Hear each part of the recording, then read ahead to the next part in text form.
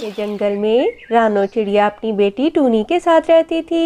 एक दिन टूनी अपनी माँ से कहती है, माँ, मेरा आम खाने का बहुत ही दिल चाह रहा है। क्या आप मेरे लिए कहीं से आम ला सकती हैं? हमारे जंगल में तो एक भी पेड़ नहीं है। मेरा बहुत दिल चाह रहा है आम खाने को।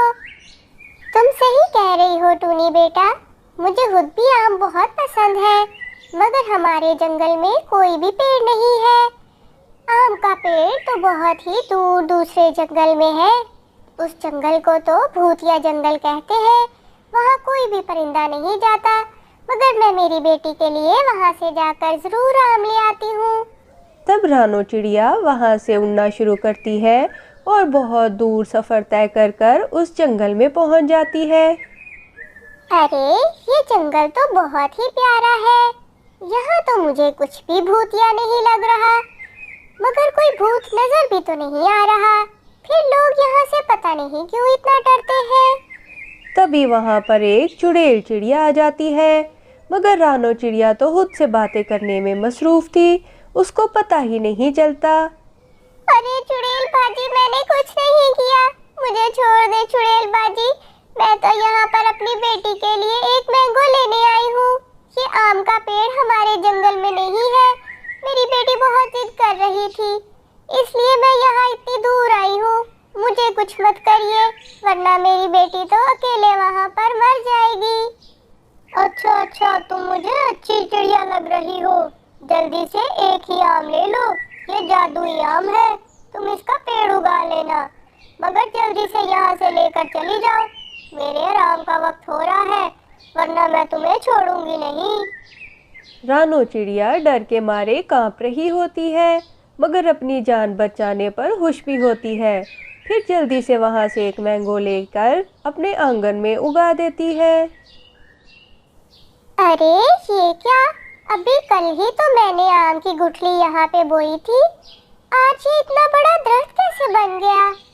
लगता है वो चुड़ैल बाजी से ही कह रही थी। ये कोई जादुई पेड़ है, मगर इस पर आम पता नहीं कब आएंगे। अरे माँ, एक ही दिन में ये पौधा इतना बड़ा कैसे हो गया? लगता है इस पर जल्दी ही आम भी आ जाएंगे। फिर हम दोनों मजे से खूब सारे आम खाया करेंगे और हम दूसरे परिंदों को भी आम जरूर दिया करेंगे। और फिर वहाँ पर सुंदरी कवि आ जाती है और रानो चिड़िया से कहती है, अरे रानो चिड़िया, तुम तो बहुत बहादुर निकली।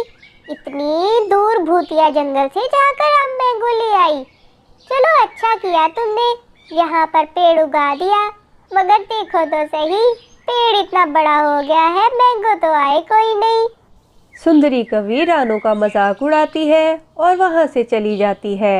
मगर दूसरी सुबह जब रानो उठकर अपने आंगन में आती है तो देखती है, वाह, ये तो कमाल ही हो गया। इतने सारे मैंगो, और वो भी एक ही दिन में। इतने बड़े बड़े मैंगो तो मैंने कभी ख्वाब में भी नहीं देखे। इनकी एक टोकरी भरकर मैं अंदर ले जाती हूँ, अपनी बेटी के साथ खूब मजे से खाऊंगी। अरे वाह माँ, इतने सारे आम। अब तो कभी भी हमें आम के लिए तरसना नहीं पड़ेगा। हम अपने दरख्त से आम उतारा करेंगे और खाया करेंगे। चलो अब हम चलकर आम खाते हैं। और फिर सुंदरी कवि वहाँ से गुजरते गुजरते देखती है कि रानो का पेड़ तो इतना बड़ा हो गया है और उस पर आम भी आ गए हैं। वो बहुत हैरान होती है। तब वो सोचती है कि मुझे ये बात जल्दी जल्दी जाकर कालू कौवे को बतानी चाहिए। अरे कालू जी, आप तो बस घर पर पड़े सारा वक्त आराम ही करते रहते हैं। वो रानो ने तो जो आम का पेड़ उगाया था, उस पर आम उगाए हैं और बहुत रसीले आम हैं। मेरे मुंह में तो पानी आ रहा था। अरे क्या कह रही है सुंदरी जी, मुझे तो आपकी बात पे यकीन ही नहीं आ रहा। ऐसे कैसे हो सकता है? चले फिर मेरे साथ चले कालू जी, मैं आपको दिखाती हूँ। वहाँ चलकर आपको मेरी बात पे जरूर यकीन आ जाएगा। ये देखे कालू जी, कितना बड़ा दरख्त है और पूरे का पूरा आम से भरा हुआ है। जल्दी करे, टोकरी निकाले, भर ले जल्दी जल्दी से और घर जाकर मजे मजे से खाते हैं। ये ना हो कोई हमें आम चुराते हुए देख ले। कालू कौवे और सुंदरी कबूतरी को तो पता ही नहीं था। उनके पीछे दरख्त पर लूसी कबूतरी बैठी थी और उसने ये सब करते उनको देख लिया था। तब लूसी कबूतरी जाकर ये सारी बात टूनी को बता देती है। टूनी को बहुत ज़्यादा गुस्सा आता है।